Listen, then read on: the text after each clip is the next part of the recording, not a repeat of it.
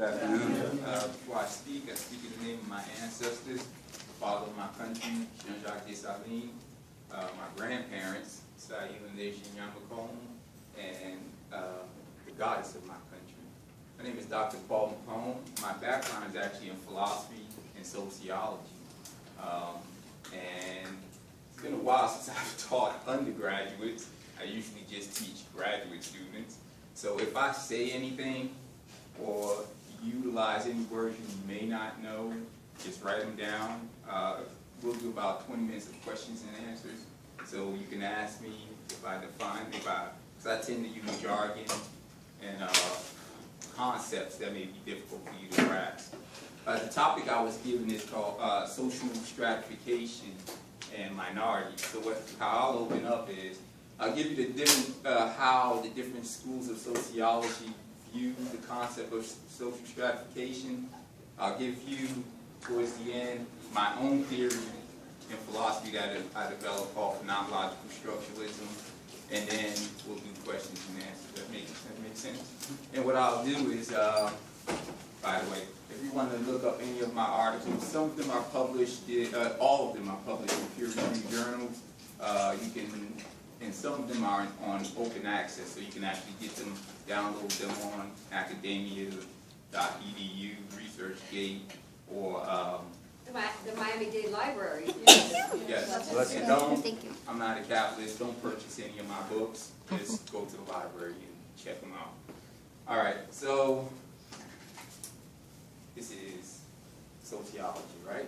So for the most part, in sociology, we have 3 schools in sociology. And I tend to use the concept bourgeois sociology. Why? Because sociology, how it's been developed, has been reified or constituted within capitalist society. So it's assumed a particular vantage point, a particular standpoint when they conceptualize different concepts. So I'll tend to say bourgeois sociology. All that means is it's simply the type of sociology that's been constituted and instituted and reified within capitalist society. That's all that means.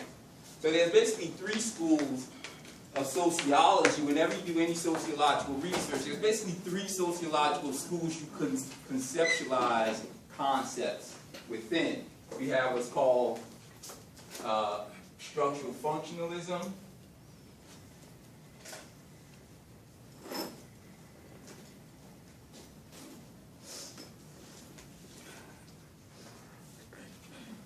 We have conflict theory.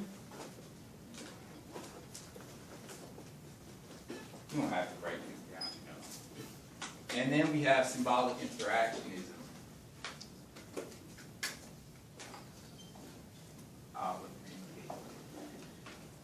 The main theorist in structural functionalism is, of course, Emile Durkheim. You all should know that. We do have American sociologists Talcott Parsons, Kingsley Davis, Wilbur Moore, and some others. Main theorists under conflict theory, of course, is, everyone knows, Karl Marx. Main theorist here, Max Weber. My wheelhouse, public admin.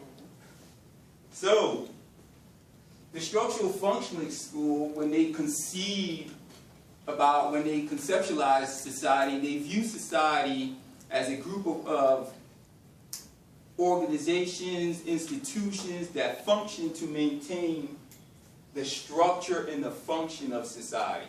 So for example, your school, Miami-Dade College, is in place to educate you to reproduce or reconstitute, recursively reorganize, and reproduce the structure of society. Essentially, you attend school to get a profession and to then move on, have a family, and reproduce the society.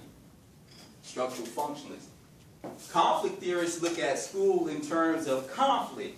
Karl Marx looked at it as society is constituted based on the modes of production, and the mode of production produces 2 classes in capitalist society, the bourgeois class and the proletariat. So basically education is a bourgeois institution, and you people are the masses, and bourgeois society, or those, the power elites, are basically interpolate. Interpolate simply means name. They name you and then they embourgeois you. They give you the ideas that you walk around with, the norms that you recursively reorganize in everyday life. So, conflict theory, power determines the structure and function of society. Structural functionalism looks at it organically. Society just emerges organically to basically reproduce itself. So there's no power structure or anything of that sort. Symbolic interactionists, they don't look at, these two schools look at society at the macro level, meaning at the larger level. Symbolic interactionists look at society at the micro level. How you, once you internalize the ideas and the norms of society, in turn recursively reorganize and reproduce them in your everyday practice. So for example, a famous book, not necessarily, we'll use Max Weber. Max Weber's famous book is The Protestant Ethic and the Spirit of Capitalism. In the Protestant Ethic and the Spirit, unlike Karl Marx, what Weber argued is that the emergence of Lutheranism, Protestantism, and our internalization of the concept of the ideas of Protestantism. What are some of these ideas? Economic gain for its own sake, predestination. All of those ideas would give rise to the spirit of capitalism, and in our everyday practices, how we socially interact with one another, reproduce the structure that is capitalism. So the Protestant ethic, the morals of Protestantism, give us our everyday actions that will give rise to capitalism as a form of system integration, not social integration. So he looks at the interactions of how we use ideas to reproduce larger structures. So that your taste, what you consume, based on what you consume, based on what you do, people can say, hey, they're bourgeois, they're proletariat, etc. So everybody has a conception of these three schools, right? You with me?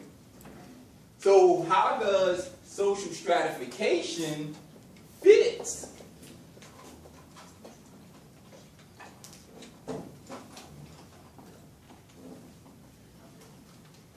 We'll do minorities and social stratification. How does social stratification and minorities fit within those two schools?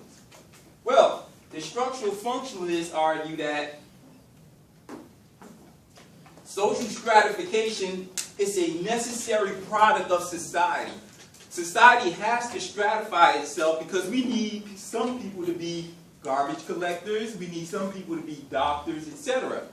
And this thesis was made famous by two sociologists in 1945 by the name of Kingsley Davis and Wilbur Moore. They argue that society stratification is a necessary component of society, meaning that all societies, no matter what society it is, all societies stratify. What is stratification?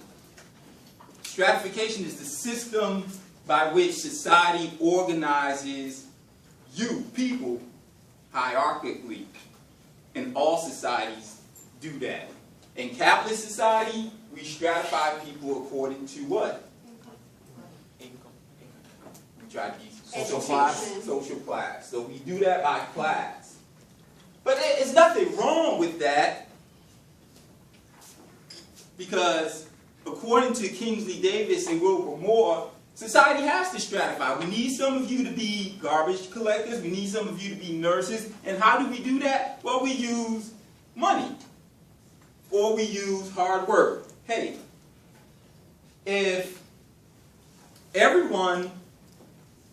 you didn't need a degree, or if we didn't have money, which has no value, to differentiate people, for example, if a lifeguard made just as much money as a neurosurgeon, which would you rather be? A lifeguard. So we need incentives to make sure that the most important components of the society gets filled so that the society can function. Remember, the purpose of structural functionalism, the argument is we need society to function so you all can basically meet your basic needs. You all follow? Mm-hmm. So social stratification is a necessary component of society. And in capitalist society, we stratify people according to class. Now, we do have some societies who don't stratify societies according to class. They do it by, for example, what we call a caste system. So in bourgeois sociology, we make a distinction between a caste society and an open society. In my books, I argue that all societies are caste societies. Even class society is a caste society. The socioeconomic status you are born in is the one you more likely will end up dying in. So if you grow up poor, your likelihood of being rich in capitalist society is basically almost zero. So all societies are a caste system. In a capitalist society, to openly walk around and say you're a Marxist or a communist, you're marginalized against, right? Mm-hmm. We'll use an example. If you walked around in Little Havana saying how much you love Fidel Castro, most likely you would be marginalized, right? So how can that be an open society if not all views are open? So some societies within, and this is the critique of structural functionalism, because in some societies we're stratified against class, gender,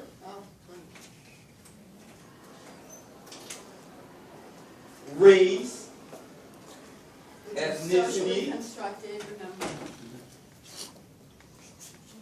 Kingsley Davis and Wilbur Moore, they don't deal with gender, race, and ethnicity per se. They do deal with it. They argue that gender, race are necessary components. Women are more emotional, quote unquote, therefore they belong in the home, right? Because Victorian England, that was the conception. But nonetheless, all of this, class, caste, gender, race, ethnicity, serve as a purpose to stratify the society so that the society can meet their basic needs. So for example, race, we necessarily have to stratify according to race. Why? Because blacks were the only one, and these are racial ideologies that were put in place because blacks were genetically pre-programmed to work as laborers because we did not have the analytical abilities to think, blah, blah, blah. That was part of antebellum America. Now, conflict, so the critique of structural functionalism, the emphasis on function and class overlooked gender, race, and ethnicity. Conflict theory, beginning with Marx, W.E.B. Du Bois, in America you say Du Bois, it was actually Haitian, Du Bois. They take into account how society stratified along class, gender, race, ethnic, age, etc. And view society or the stratification of society according to power relations.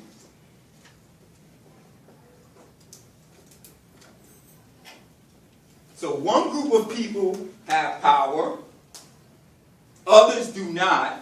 In America, throughout its history, white, Anglo-Saxon, Protestant men had power. They discriminated against women. They constituted the society and the ideology of the society around their maleness, their heterosexuality, what we call heterosexism. So they discriminated against homosexuals. They discriminated against non-whites. Remember, whiteness doesn't come about until 1681 in America. You all realize that. There's no concept of whiteness prior to 1681. Beginning in Virginia, 1664, some of the laws that were passed.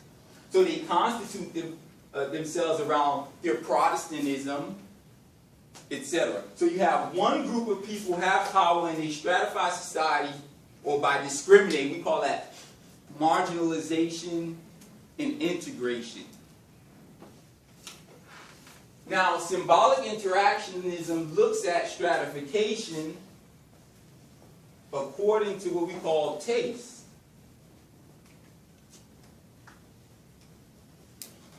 If you ever get a chance to go to grad school or read this book, it's a great book. The Theory of Praxis by a sociologist by the name of Pierre Bourdieu. How do you in this class differentiate yourself from somebody else? By what you consume. The type of music you like, that determines what class you are in. I can tell what class you are in supposedly based on your music, your taste, etc., where you eat. So symbolic interactionism looks at stratification according to what we consume. A consumer society will determine how what you internalize. Growing up, you listen to classical music, and that is a way to differentiate yourself from someone who listens to rap, for example. I'll give you a brilliant example. Right out of grad school, I had to give I was accepted to give a lecture at what's the name of the university? It's owned by Ericsson, the phone company. Chalmers Lindholmen, which is in Gothenburg, Sweden. So I'm on the plane and I fall asleep. And I wake up and there's this German next to me. So he says to me, oh, why are you going to Europe? Are you attending a rap concert? So I felt insulted. I said, no, I'm giving a lecture, I'm Dr. He's like, oh, I apologize. Whatever, I don't care. But he based his assumptions on what I was wearing, my hair. I don't listen to rap so much, but watching basketball, etc. So he assumed that I was a rapper. Anyway. So social stratification looks at the function that differentiation plays in society. Conflict theory looks at social stratification, or the categorization of people based on who has power and what they determine who does not have power. Symbolic interactionism looks at how we, through our consumption, differentiate ourselves. So what you consume within capitalist society determines how you differentiate yourself. And the problem with symbolic interactionism, it doesn't look at the macro level. It simply focuses on differentiation at the micro level. So it doesn't really focus on power relations and power dynamics. What's the problem with conflict theory? That's all it focuses on. That's all it focuses on. It doesn't focus on how, okay, cool. Be that as it may, some people have power, some do not. But how is it that the poor have not, contrary to Marx, have not revolted against capitalism? If we recognize it's those with power, the bourgeoisie have power, those do not. And Marx argued there'll come a point where the contradictions of capitalism will bring about its own decline. What does that mean? The ever-increasing proletarianization of the masses. The more people that become poor. In fact, right now, during our current historical record, we have more poverty right now than any other time in recorded history. But yet, the poor have not risen up, like Marx suggested, to combat capitalism. Why? If it's so bad, being poor is not nice, why haven't the poor risen up? Fear. But poor people buy into the ideology. Think about it. Majority of the Republican supporters are what? Poor people. They vote against their class interests. That's amazing. That's problematic. Same thing with black folk. We vote against our class interests because Democrats, the Clintonites, don't represent black politics per se. Bill can play the sax, cool. But the point is, what is preventing class conflict? There is a sociologist by the name of Ralph Dahrendorf. He wrote a great book called Class and Class Conflict in Industrial Society. If you get a chance, read it. He explains why. Why? Because me and many of your professors, instead of siding with the poor, we've sided with the rich. So our class interests, we outweigh. So the emergence of the middle class is the reason Derrida argued that prevents the proletarian revolution that Marx talked about.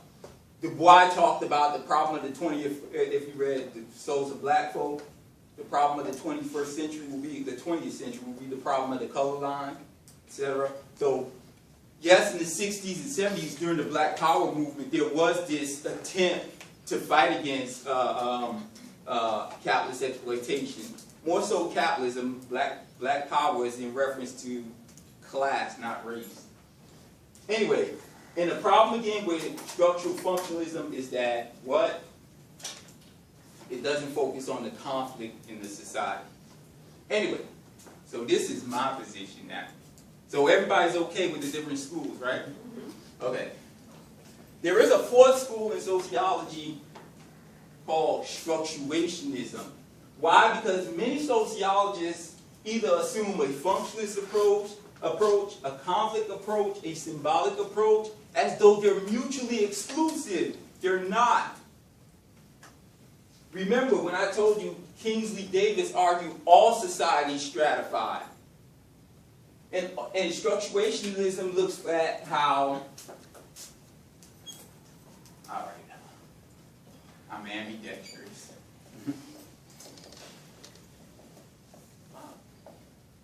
Structurationism looks at how you have a group of people who are in power, the capitalist class, in contemporary modern America, the capitalist class.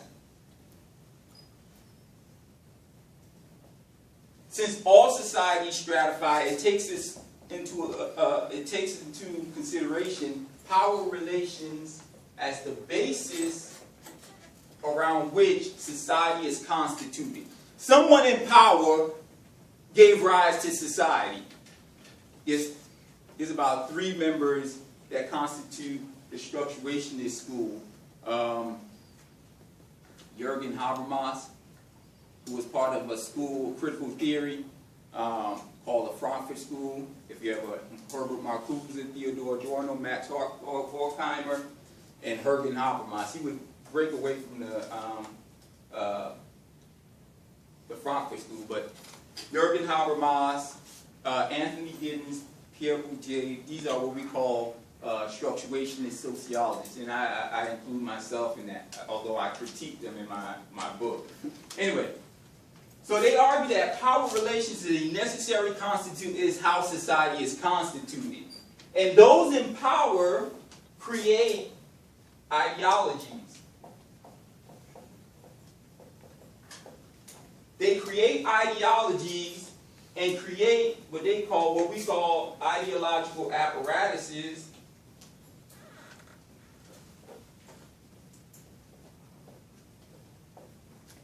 So your school is an ideological apparatus.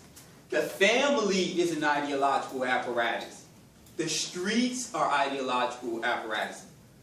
The most famous essay is by a French philosopher named Louis Althusser. It's called Ideology and Ideological State Apparatuses. If you ever get a chance, read it. Great. Anyway, the police officers are ideological apparatuses. So power relations is how society is constituted. They create ideologies through ideological apparatuses that you, the individuals, are interpolated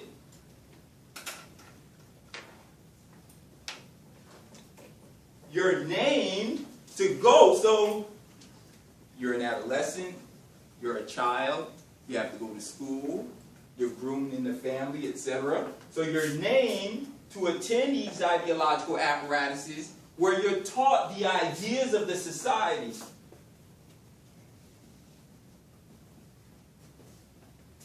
And these ideas help you, which you will internalize, help you reproduce the society through consumption. So you see how it takes into account all of these? Power relations, structural functionalism. Ideology, both structural functionalism, conflict theory. Ideological apparatuses, structural functionalism, conflict theory. You're interpolated, you're named, you're socialized. symbolic interactionism, you're given the ideas, the norms, and values by which you are to recursively reproduce and reorganize society. So many of you, I know you go around saying, oh, I have freedom, I have free will, I can do what I want. But do you really have free will? The media is an ideological apparatus.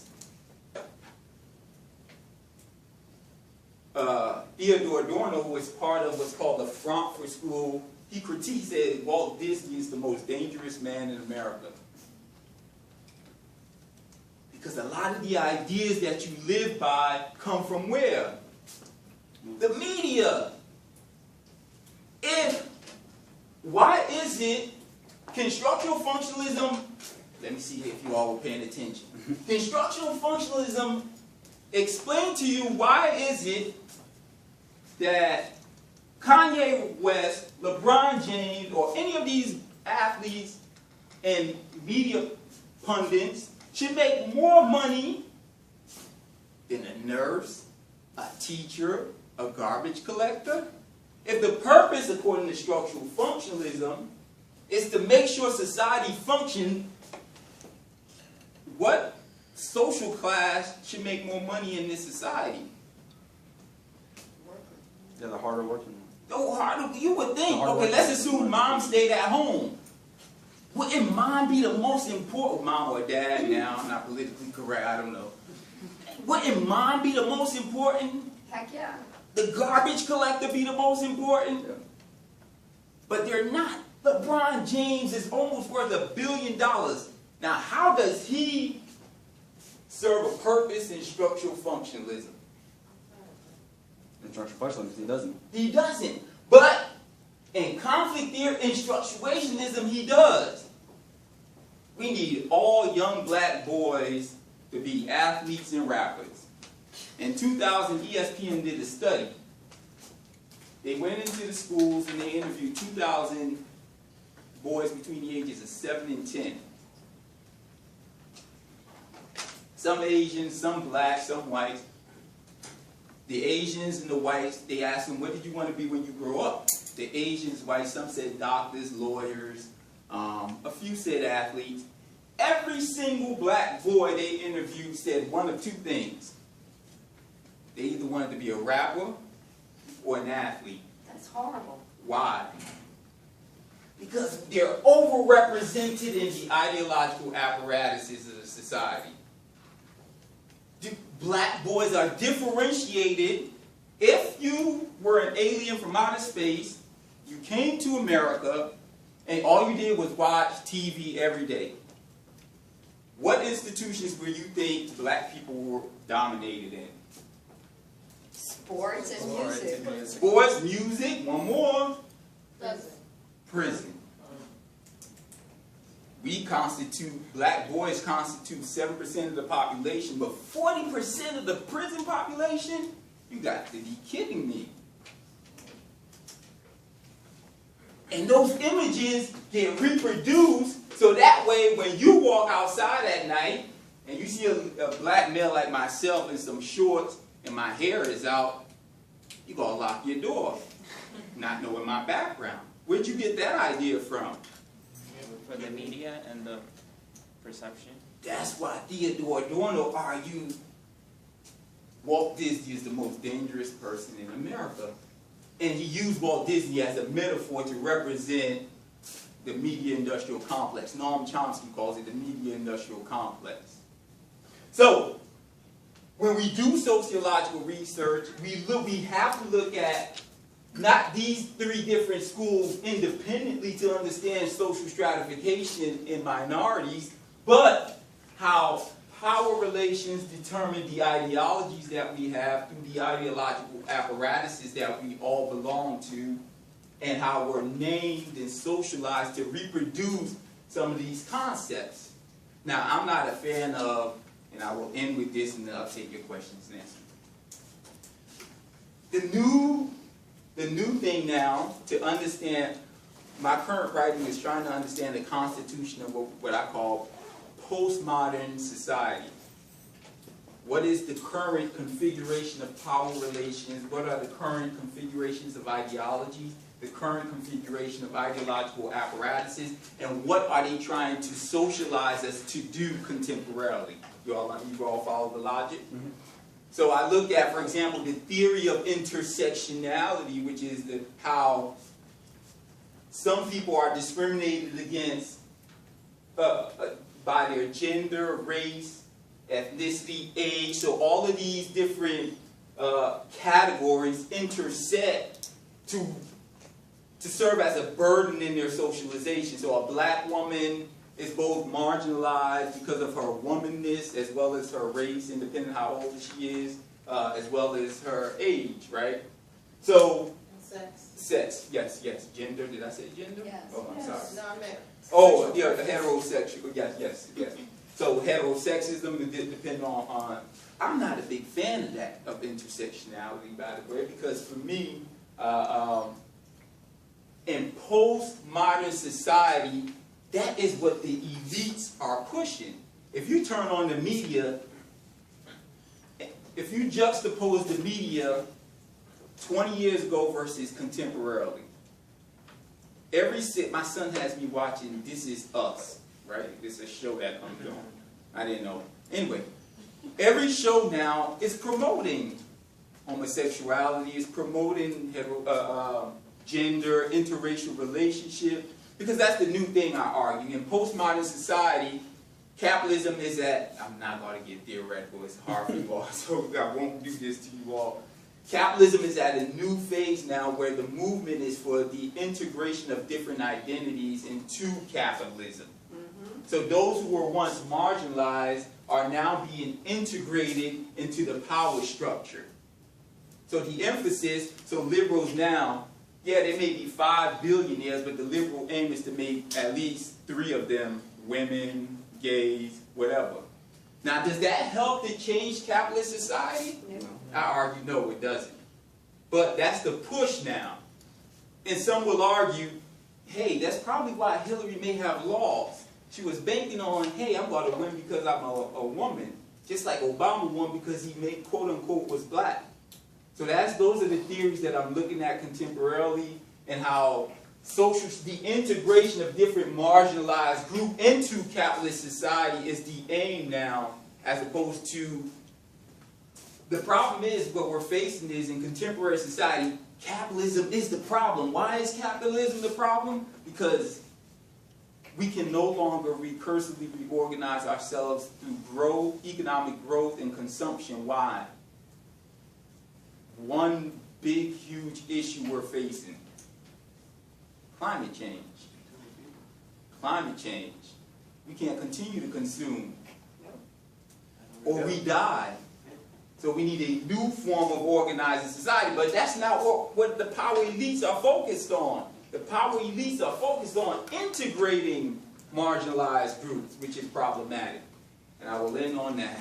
And dismantling.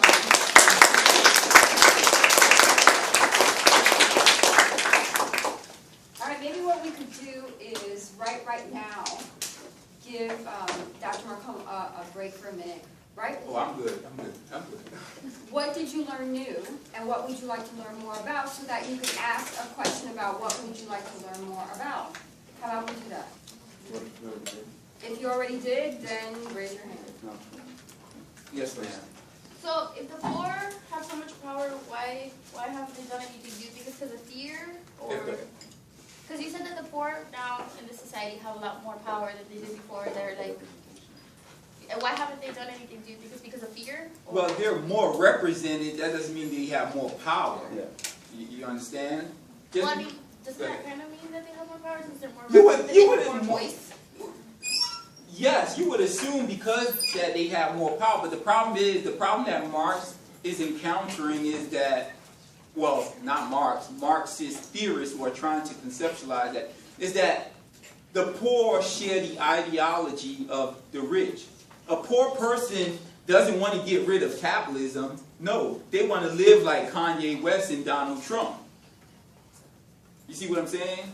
So if the poor adopts the ideology of the rich, why would they want to get rid of the structure. So what we argue in social theory is that we have to change the consciousness of people. Marx argued it is not the consciousness of man that determines their social relations, but on the contrary, material conditions determine social consciousness. But in the 60s, there was a group of theorists who